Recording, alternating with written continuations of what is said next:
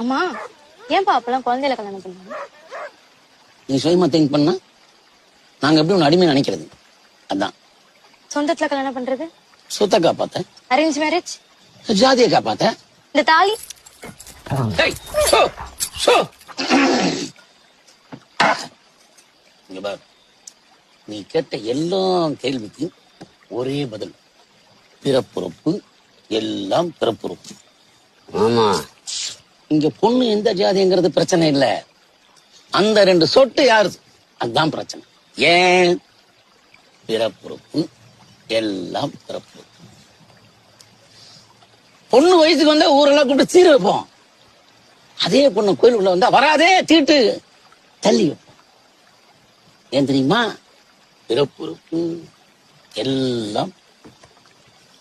இந்த சட்டத்தை கொண்டு வந்தானே அவன் எங்க இருந்து வந்தான்?